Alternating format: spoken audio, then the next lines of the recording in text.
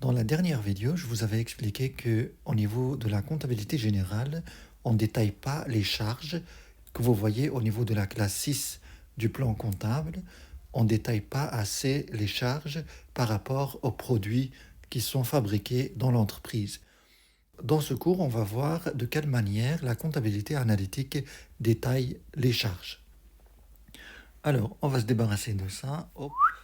En comptabilité analytique, une notion très importante à savoir, c'est les types de charges. En comptabilité analytique, on se concentre surtout sur la notion de charge pour améliorer le résultat. Dans les charges, on doit faire la distinction entre charges directes et charges indirectes. Dans cette vidéo, je vais vous expliquer un petit peu la différence qu'il y a entre charges directes et charges indirectes. Imaginez par exemple une entreprise qui fabrique des téléphones, produit des smartphones. Pour produire cet appareil, l'entreprise doit faire face à plusieurs charges. On va noter quelques exemples.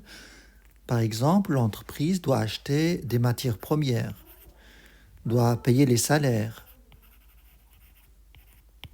doit payer un loyer, doit payer des factures d'électricité, par exemple.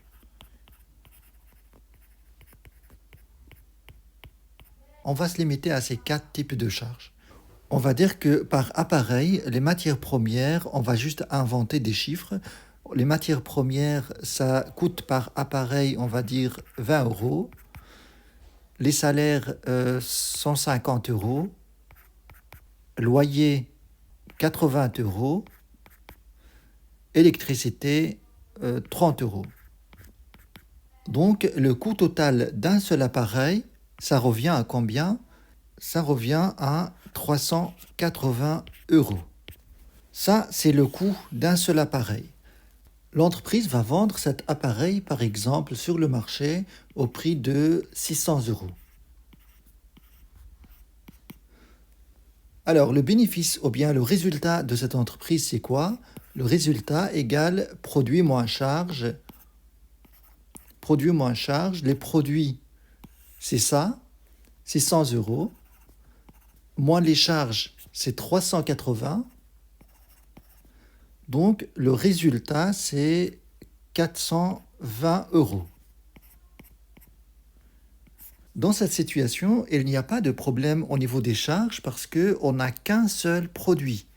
Toutes les charges qu'on a ici sont des charges dites directes. Ça, c'est des charges directes. Dans cet exemple, on n'a pas de problème à savoir combien ça nous a coûté le téléphone. Toutes les charges que vous avez ici sont des charges directes parce qu'on n'a qu'un seul produit et toutes les charges qu'on va payer sont liées à ce produit même. On peut très bien agir sur ces charges qui permettent de produire cet appareil.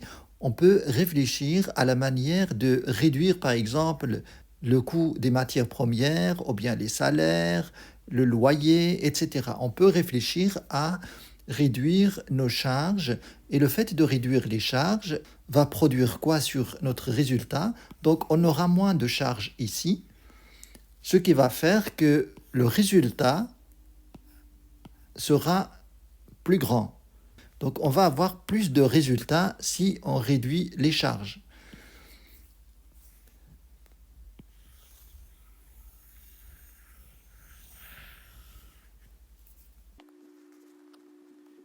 Le problème se pose quand on a par exemple 2 produits à fabriquer. On va supposer par exemple qu'on fabrique à côté des téléphones, on fabrique aussi des tablettes et qu'on a 2 ateliers différents pour la fabrication des tablettes et pour la fabrication des téléphones. Alors à ce moment-là, on va avoir un problème au niveau des charges. Si je prends l'exemple de l'électricité par exemple comme charge. Si par exemple on a plusieurs ateliers, on a 2 ateliers pour la fabrication de ces appareils et on utilise aussi l'électricité pour l'éclairage des magasins, des bureaux, etc. Imaginez par exemple que cette entreprise doit payer une facture de 800 euros d'électricité. Alors, cette charge-là de l'électricité, on ne peut pas savoir combien on a consommé d'électricité pour la fabrication d'iPhone et combien on a consommé d'électricité pour la fabrication de la tablette. Eh bien, ces types de charges qui sont répartis sur plusieurs produits sont ce qu'on appelle des charges indirectes. Donc, l'électricité est une charge indirecte. C'est pareil si je prends l'exemple des loyers. Les loyers, il s'agit de charges indirectes parce qu'on paye le loyer pour tous les bâtiments, les ateliers, etc. Et on aura un problème de répartition de cette charge par produit. On aura un problème de répartir cette charge en fonction des produits fabriqués. Si je prends l'exemple de matières premières, on sait que cette tablette, on aura besoin par exemple de matières premières de l'ordre de 30 euros par pièce. Et ici, on aura besoin de matières premières de 20 euros par pièce. Là, il s'agit bien de charges directes parce qu'ils sont directement liés au produit. Cet appareil-là me coûte en termes de matières premières 20 euros. Cet appareil-là me coûte 30 euros. Dans ce cas, on parle de charges directes. Alors la question qui se pose par rapport à tout ça, vous imaginez bien que le problème c'est dans les charges indirectes parce que on doit savoir combien on consomme par exemple d'électricité pour produire ce téléphone et combien on consomme d'électricité pour produire la tablette. Pour cela, on a besoin d'une clé de répartition. C'est bien ce qu'on va voir dans les prochaines vidéos. Merci d'avoir suivi ce cours et à très bientôt.